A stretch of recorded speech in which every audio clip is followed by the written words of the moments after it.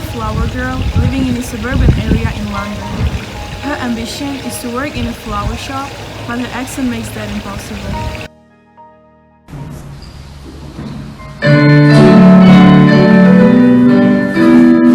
All I want is a room somewhere far away from the cold night air, with one enormous chair of wood. Wouldn't it be lovely?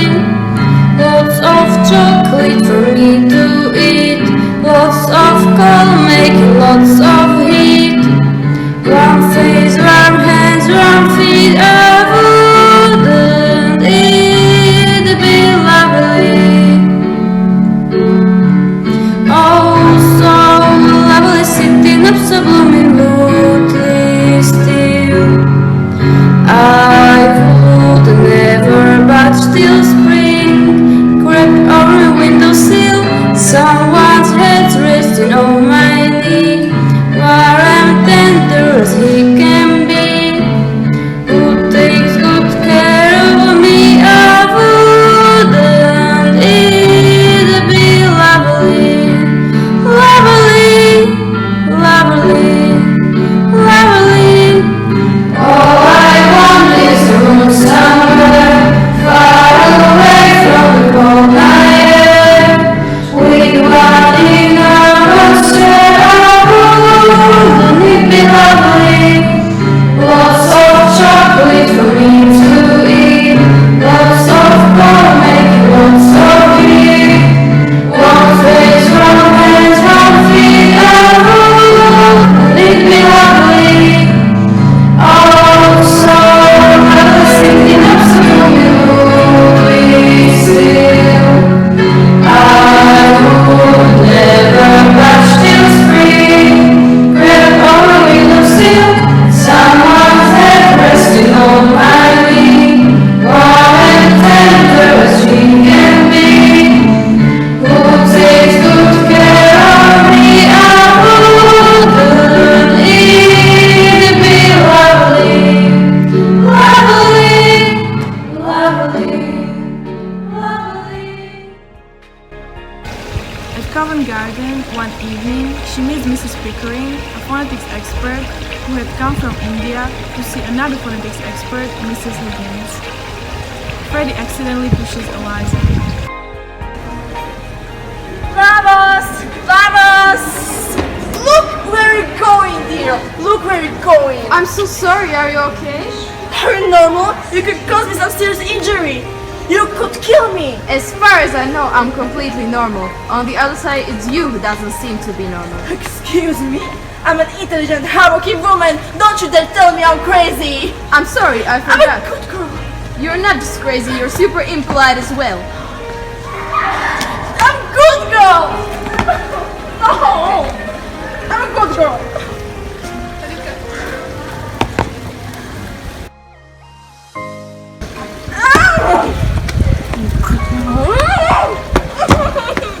What's all that noise? Where this coming from? Don't charge me! Don't take me away and drive me out the street while speaking to gentlemen! Shut up, shut up. Do I look like a policeman? We don't care about you!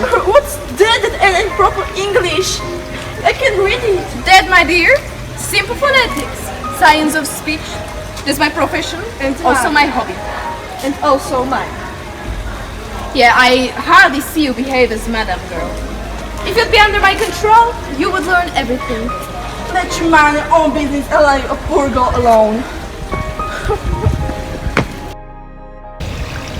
Mrs. Higgins boasts she could teach anyone to speak so well she could pass them off as a duke or duchess at an embassy ball, even Eliza. The following morning, Eliza shows up at Higgins' home seeking lessons.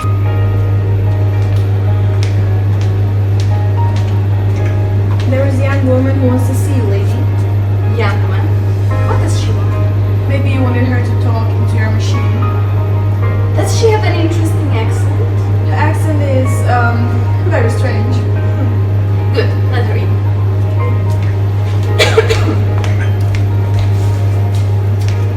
This is the young woman, lady. Good morning, my good lady. May I have a pleasure of a word with you?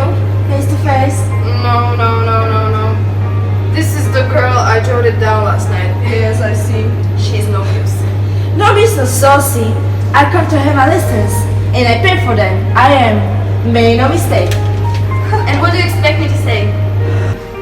Well, if you was a lady, you asked me to sit down. Mrs. Pickering, should we ask this baggage to sit down? Oh, I'm not a baggage! Calm down. What's your name, my dear? Eliza Doolittle. So, won't you sit down? I don't mind if I do. Sit down. Well, and now how much do you propose to pay for the lessons? I'll give you a shilling. Take it or leave it. 60 or 70 pounds. 60 pounds? Where do I get 60 pounds? I don't have 60 pounds! Hold your tongue. Don't cry, silly girl. Sit down. Nobody's going to touch your money. But surely somebody's going to touch her with a broomstick if she But I doesn't. don't have 60 pounds! Sit down. Now, if I teach you, I will be a very strict teacher. Here you are. That's fine. Chickens, I'm really interested about this girl. So, I dare you to teach this girl and then you show her at Embassy Ball. I will bet you all the expenses of experiment that you can't do it. Your offer is irresistible. So hardly dirty. I'm not dirty! I wash my face and dance before I come! I did!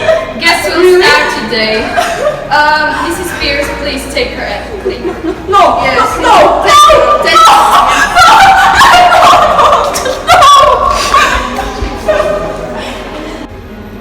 Say your vowels.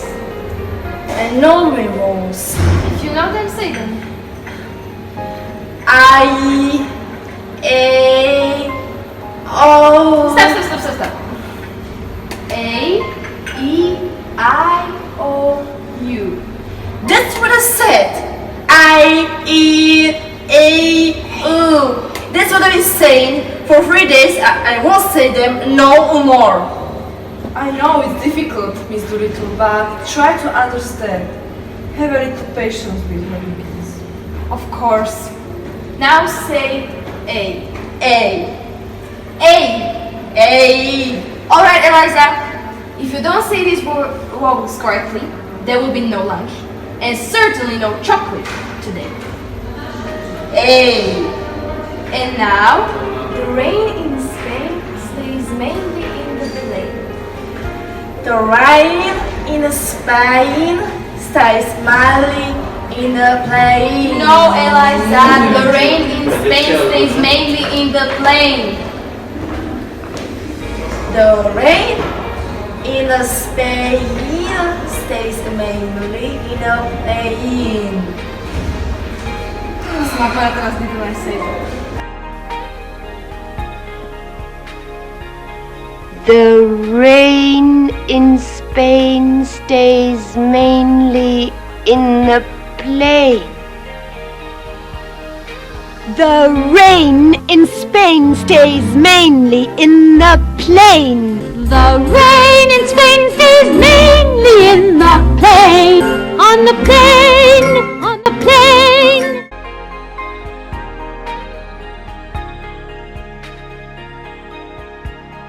Ready. What do you think of the race? Hello, mother. Juliet, what a surprise. How nice you are looking. What are you doing here? I'm here because of the business. And I've got a job for you, a phonetic job. I've picked up a girl, a flower girl. Come on, flower girl. Yeah, well, but she has such strict instructions she has to follow. And she has to talk about everybody's health and the weather. So the only things she's going to repeat is fine day and how do you do. To talk about one's health in the middle of a race? Well, she has to talk about something. And where is the girl now? Oh, that doesn't matter. Lady Boxington! How do you do? How do you do? What the devil they can be. Oh, Mrs. Pickering, you're just in time for Good tea. afternoon, my dear. May I introduce Eliza Doolittle? How kind of you to let me come. Hi, how do you do? How do you do? How do you do? How do you do? How do you do? How do you do? How do you do? Oh, Clara Hill and Mrs. Hill. How do you do? How do you do? How do you do? How do you do? How do you do? Oh, Mrs. Higgins. Mrs. Doolittle, you are finally Good here. afternoon. How do you do? How do you do? How do you do? The first race was very exciting. I'm so sorry that you missed it. The rain in Spain stays mainly in the plain, but in Hereford and Hampshire, hurricanes hardly ever happen. How awfully funny. What's wrong with that young lady? Smashing. Hasn't it suddenly turned chilly? Let's get some tickets. Okay. Eliza is doing well, but at the end, the disaster comes. I have a better number 7. I should be so happy to take. Oh, that's very kind of You'll you. enjoy race so much more. Oh, look, horses! Oh, come on over! Come on, let's go! Come on over! Come on! Oh, move it, let's over! Come on! Don't upset yourself, my dear. Please. Alright. Higgins is ashamed of Eliza, but she still gives her a chance and takes her to an embassy ball for the final test, where she dances with a foreign prince, Zoltan Karpathy, a Hungarian phonetics expert trained by Higgins, who uses his skills to detect and blackmail imposters, dances with her. That Hungarian expert thought he was Hungarian princess. Her blood, he said, is bluer than the Danube is or ever was. Royalty is absolutely written on her face. Congratulations, Professor Higgins, for your glorious victory. Well, thank God it's over. Now I can go to bed without finally dreading to. Yeah, me too. So, you lost your money. I did. So, good night, Professor Higgins. I'm really proud of you. Good night, Mrs. Pickering. It's been a great occasion. Yeah. Eliza's hard work is barely acknowledged, with all the praise going to Higgins. Eliza finds out that Mrs. Higgins is not interested to her future and leaves. Freddie, a young gentleman who fell in love with her, is still waiting for her outside and proposes to marry her. Eliza tries to return to her old life, but as she changed into another young lady, it is not possible for her. She ends up visiting Higgins' mother, who is outraged at her daughter, Paula's behavior. The next day, Higgins finds Eliza at her mother's house. Higgins wants to talk Eliza and becomes angry because Eliza refuses to return back to her house. She announces that she is going to marry Freddie and become Zoltan Karpathy's assistant. Mrs. Higgins comes back home predicting that Eliza will come crawling back. As she listens to a recording of Eliza's voice, she reappears in the doorway behind her saying in Cockney's dialect, "I washed my hands and face before I come. I did." Higgins looks surprised, then pleased before asking where her slippers are.